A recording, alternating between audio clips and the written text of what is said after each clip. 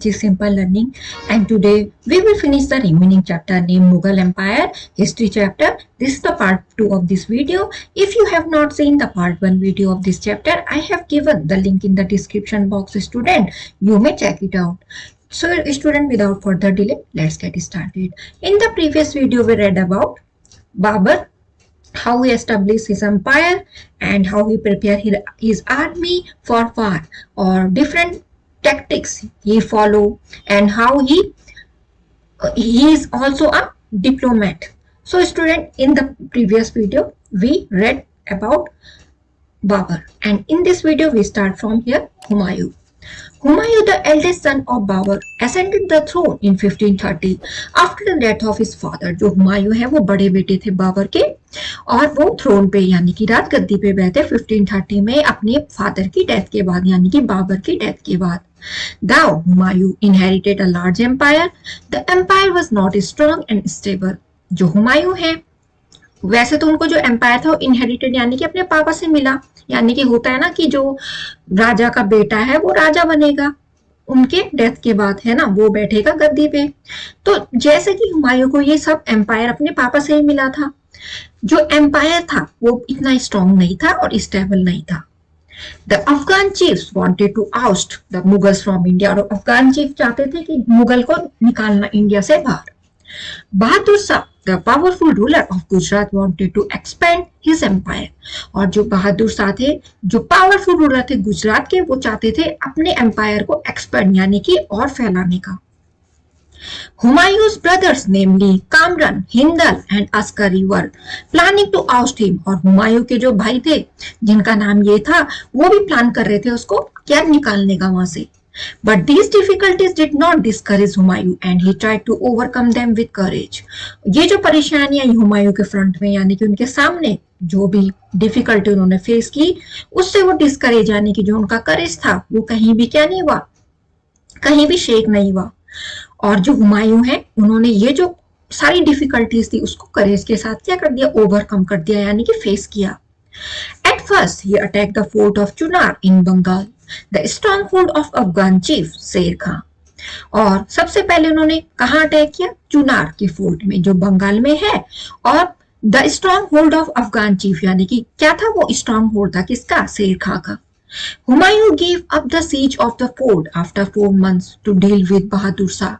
हुमायूं ने जो फोर्ट थी उसकी, ठीक है, 4 महीने के बाद बहादुर शाह से उसको सीज यानी कि उसको कैप्चर करने के लिए 4 मंथ के बाद डील की बहादुर शाह से. और बहादुर शाह जो बहुत ही हॉस्टाइल रूलर थे, चालाक थे गुजरात की. Humayun march against Bahadur Shah and conquered the rich provinces of Gujarat और मालवा. जो हुमायूं है उन्होंने फिर किसके अगेंस्ट में चले गए, बहादुर शाह के, और फिर उसके वार हुई होगी, फिर वो जीत गए थे. उन्होंने गुजरात और मालवा के जो थे प्रोविंसेस उनको जीत लिया. He placed these provinces in the hands of his brother. उन्होंने अपने भाइयों को सौंप दिया प्रोविंसेस अस्करी को. After some time, Bahadur Shah recaptured Gujarat and Malwa. फिर उसके बाद बहादुर शाह ने फिर से कैप्चर कर दिया गुजरात एंड मालवा को. पहले हुमायूं ने किया, उनसे छीना मतलब कैप्चर, कॉन्कर किया यानी कि जीता. फिर उसके बाद बहादुर शाह ने दोबारा क्या कर दिया, वो कैप्चर कर दिया, अपने अंडर में कर दिया गुजरात और मालवा को. Humayun again turned his attention towards his most formidable enemy शेर खां when the latter invaded Bengal. जो हुमायूं है अब उन्होंने अपना जो ध्यान था वो किसकी तरफ देने लगे, जो एनिमी था उनका शेर खां. बाद में जब बाद में उन्होंने बंगाल में आक्रमण किया. The two armies met at Chausa in 1539 and the Mughal army was badly defeated. और इस टाइम जो शेर खां और हुमायूं की जो आर्मी है उनमें फिर लड़ाई हुई. चौसा का जो वॉर थी वो बोली गई उसको बैटल, और 1539 में, और जो मुगल आर्मी है वो यहाँ पे डिफीट हो गई थी. Humayun had to jump into river Ganga to save his life. और हुमायूं को अपनी जान बचाने के लिए गंगा नदी में क्या करना पड़ा, जंप करना पड़ा, कूदना पड़ा. He was saved by a water carrier Bhisti from drowning. और जैसे कि वो जो गंगा रिवर है वहां कूदे थे तो वो क्या डूबने वाले थे, तो उनको किसने बचा दिया, एक वाटर कैरियर यानी कि भिष्टी उसको बोला गया, तो उसने उनकी जान बचा दी. वाटर कैरियर यानी कि जो ले जाता है ना लोगों को। With great difficulty Humayun reached Agra, और फिर बड़ी परेशानी से हुमायूं आगरा पहुंचे। Encouraged by his victory at Chausa, Sher Khan planned another attack on the Mughals and the two armies clashed at the battlefield in Kannauj in 1540।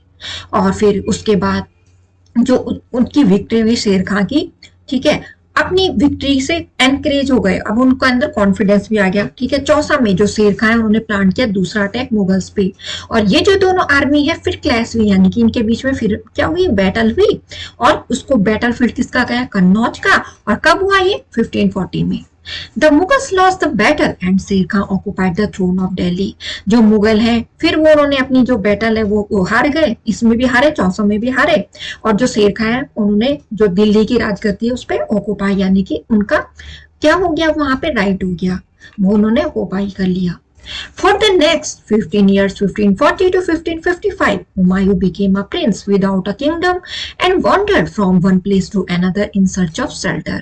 और फिर next 15 years यानी कि 1540 से 1555 तक जो हुमायूं है वो प्रिंस रहे विदाउट ए किंगडम, यानी कि उनके पास कोई भी राज्य नहीं था, और फिर एक जगह से दूसरी जगह, शेल्टर का मतलब शरण में, यानी कहीं उनको रहने की जगह मिल जाए, घूमते रहे।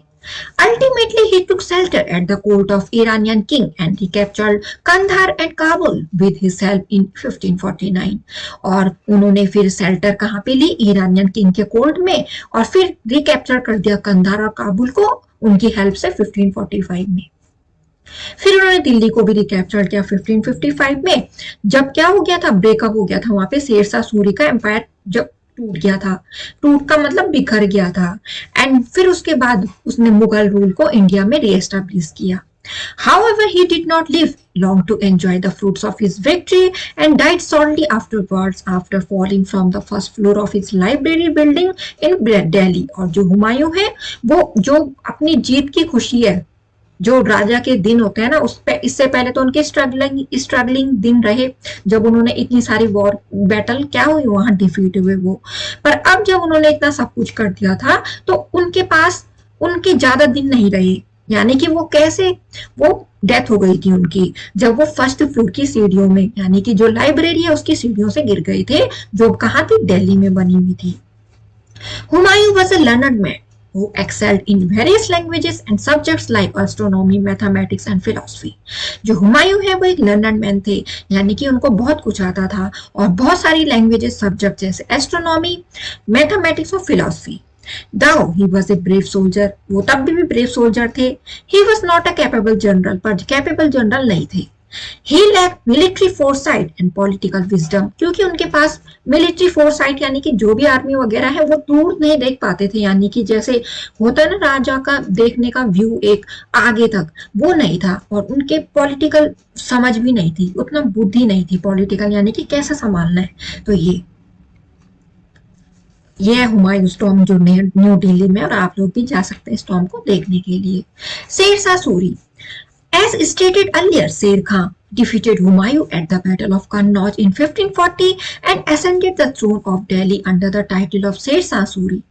जैसे कि पहले कहा गया, जो शेर खां है उन्होंने हुमायूं को डिफीट किया कन्नौज की बैटल में 1540 में, और उसके बाद राजगद्दी पे बैठ गए दिल्ली की, और क्या टाइटल लिया उन्होंने, शेरशाह सूरी। तो उससे पहले शेर खां था उनका नाम, उसके बाद उन्होंने टाइटल लिया Sher Shah Suri. He overthrew the Mughals, उन्होंने मुगल को बाहर फेंका और एस्टेब्लिश किया अफगान रूल हमारे भारत में। Sher Shah was the son of Hasan Khan, a Jagirdar of Sasaram in Bihar. जो शेरशाह है वो सन थे हसन खान के, जो हसन खान है वो जागीरदार थे सासाराम, ये जगह का नाम है बिहार की। He was given the name of Farid Khan in his childhood, उनका नाम फरीद खां था बचपन में, और जैसे जैसे बड़े हुए He was given the task of managing his father जागीर, और उनको ये काम दे दिया गया कि अपने पापा की जो जागीर है उसको मैनेज करना। However, because of the harassment by his stepmother, he left his Jagir and entered into the service of the सूबेदार of बिहार, बहार खान। और उसके जो उनकी स्टेप मदर थी, यानी कि सौतेली मम्मी थी, तो वो उनको परेशान करती थी, और उन्होंने वो जो जागीर का काम है वो छोड़ दिया, और फिर वो किस वाले सर्विस में चले गए, सूबेदार किसकी, बिहार में, बहार खान। इट वॉज बहार खान हु गेव हिम। तो जब वो सूबेदार बन गए बिहार के और इनकी सर्विस में चले गए बहार खान की, तो ये जो बहार खान है उन्होंने उनको क्या दे दिया, नेम दे दिया शेर खां का। When he single handedly killed a lion, जब उन्होंने बिना किसी की हेल्प के एक लायन को क्या किया, किल किया, मार दिया। फिर उसके बाद उन्होंने मुगल आर्मी को ज्वाइन किया and use them to establish Mughal army under Babur, और बाबर के अंडर में उन्होंने ज्वाइन की मुगल आर्मी को। He learn the techniques of Mughal warfare, वहां पे उन्होंने जो मुगल वारफेयर है यानी कि वार में कैसे कैसे टेक्निक्स होनी चाहिए वो उन्होंने सीखी, और फिर उनको यूज किया एस्टेब्लिश करने के लिए जो अथॉरिटी है बंगाल की और बिहार की। अब हुमायूं को डिफीट करने के बाद चौसा और कन्नौज के बैटल में उन्होंने ऑक्युपाई किया दिल्ली और आगरा को, और फिर अगले 5 साल तक जैसे कि 1540 से 1545 तक उन्होंने पंजाब, मालवा, मुल्तान, सिंध और पुताना को भी कॉन्क्यूर किया, जीता। Thus during the short period of 5 years, Sher Shah enlarged the extent of his empire, और जो 5 सालों के अंदर ही जो शेर शाह है उन्होंने अपने जो एम्पायर है उसको एक्सटेंड यानी कि बढ़ा दिया। His empire extended from Bengal to the Indus, excluding Kashmir. जो उनका एम्पायर था वो फैला था बंगाल से लेकर इंदस तक, और जिसमें कश्मीर शामिल नहीं था। तो यहाँ पे आपको शेर शाह सूरी की पिक दे रखी है। अब हम पढ़ते हैं शेर शाह के एडमिनिस्ट्रेशन के बारे में, उनका प्रशासन कैसा था। जो शेर शाह वो बहुत ही बड़े कॉन्करर थे यानी कि विजेता थे, और एक योग्य एडमिनिस्ट्रेटर थे, प्रशासक थे। उनका जो एडमिनिस्ट्रेशन था वो बेस्ड था वेलफेयर स्टेट के प्रिंसिपल पे, यानी कि भलाई होनी चाहिए जो भी राज्य है उनके अंडर में उन लोगों की। जो एडमिनिस्ट्रेशन है इस पीरियड का उसको 2 हेड्स के अंदर में ग्रुप किया गया। एक तो हो गया central administration, next one is provincial administration. So we will to read about first one, central administration. Sher Shah was the head of central administration. जो शेर शाह वो हेड थे सेंट्रल एडमिनिस्ट्रेशन के, जितने भी सिविल और मिलिट्री पावर्स थे वो उन्हीं के हाथ में थे। For the administrative efficiency, the government work was divided into several departments. और administrative efficiency यानी कि अच्छे ढंग से काम करने के लिए जो गवर्नमेंट का काम था उसको several department में यानी कि जो काम है और अच्छे ढंग से उनको डिपार्टमेंट में डिवाइड कर दिया गया। Each department was under the charge of a minister who was assisted by other high officers. जो एक डिपार्टमेंट था वो चार्ज के किसके अंडर में था, चार्ज के मिनिस्टर के, और जिसको यानी कि जिसकी हेल्प कौन करते थे, और जो हाई ऑफिसर्स थे वो करते थे।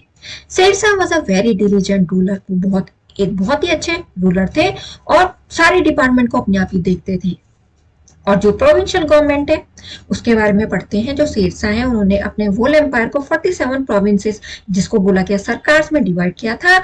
Each of which was further subdivided into paragrahs और districts, और फिर उसके बाद भी जो ये 47 प्रोविंसेस थी इनको भी फिर से डिवाइड किया गया, सब डिवाइड किया गया paragrahs या उनको बोलते हैं डिस्ट्रिक्ट्स।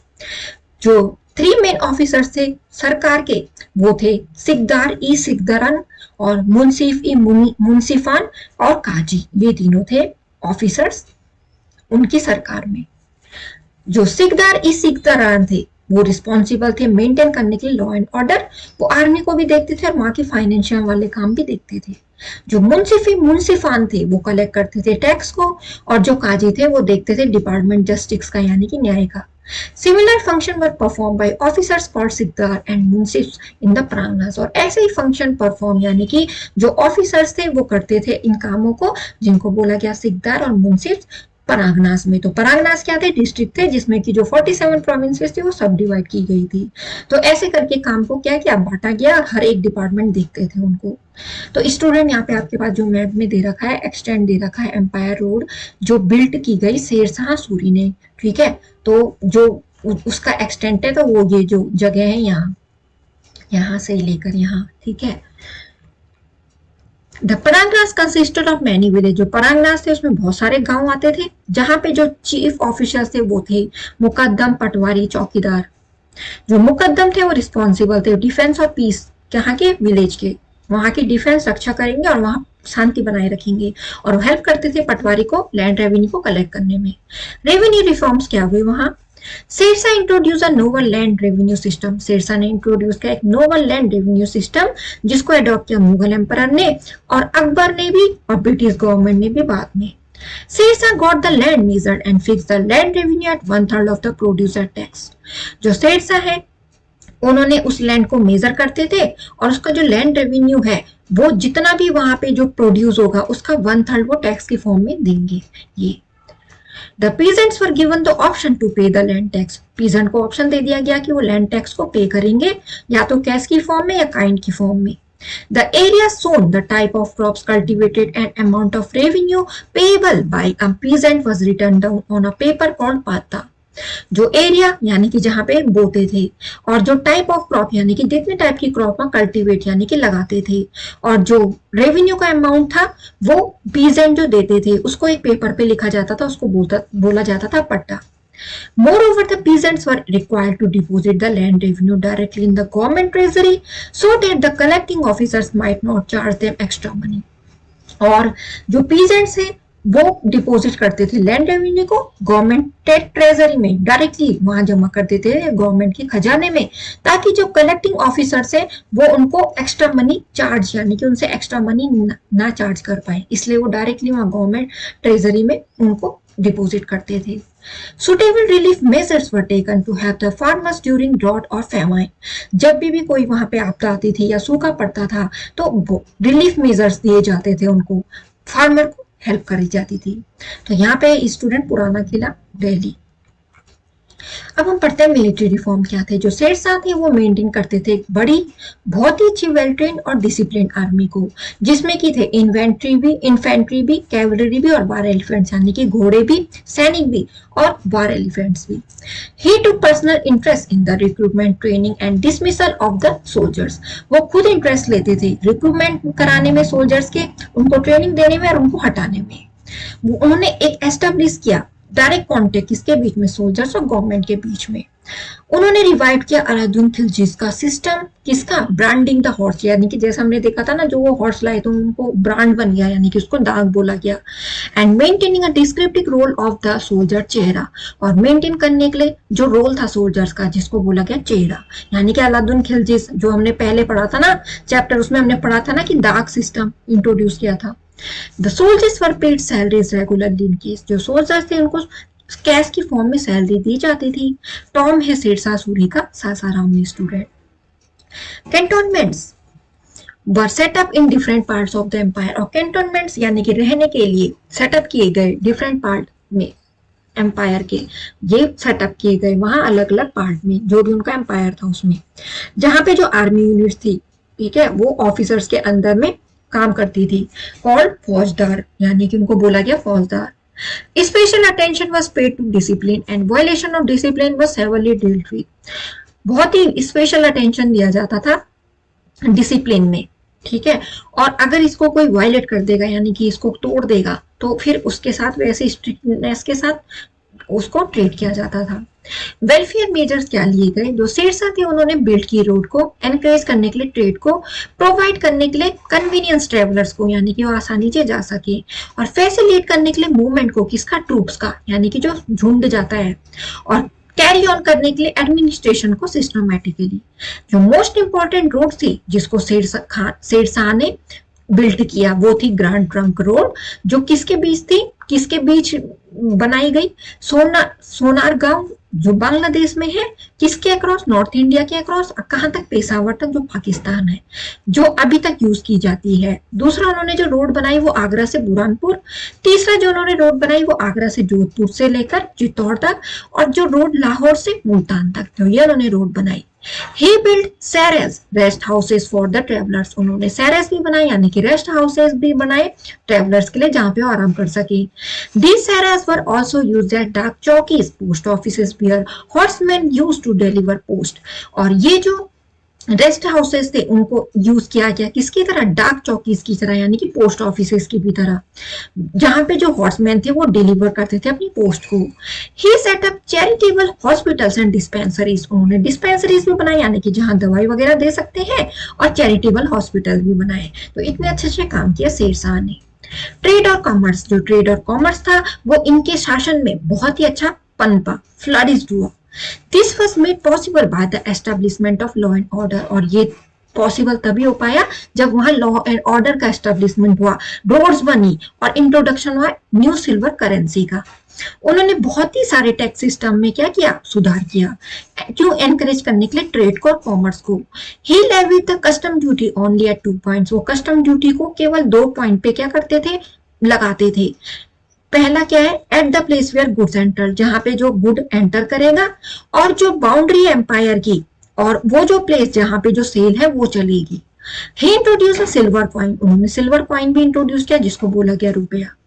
इट वेट 178 ग्राम, जिसका वेट था 178 ग्राम, और जिसको कंसिडर किया गया प्रीकर्सर, यानी कि जो मॉडर्न रूपी का प्रीकर्सर, यानी कि उससे पहले जो आया, जो अभी मॉडर्न रूपी चल रहा है उसका प्रीकर्सर।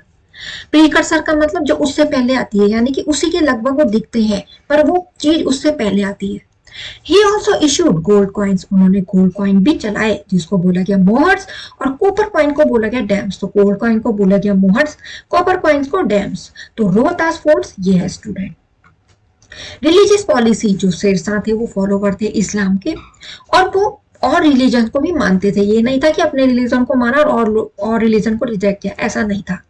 इन द सेरेस, यानी कि जो रेस्ट हाउस थे उन्होंने वहां पे एक सेपरेट अरेंजमेंट अलग अलग कम्युनिटी के लिए बनाए थे।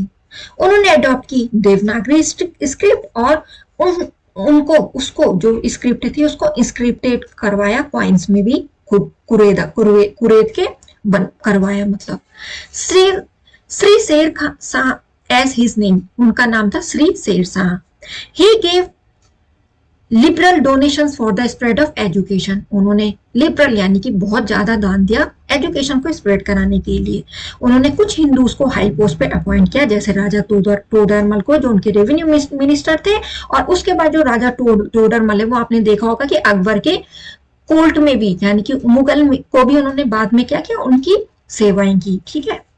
आर्ट एंड आर्किटेक्चर, यानी कि एक रिफॉर्मर होने के साथ, सुधारक होने के साथ जो शेरशाह है वो एक बहुत ही बड़े बिल्डर भी थे। बहुत ही छोटे टाइम में, यानी कि 5 साल के टाइम में उन्होंने बहुत बड़ी बड़ी बिल्डिंग, बहुत ही प्यारी बिल्डिंग बनाई।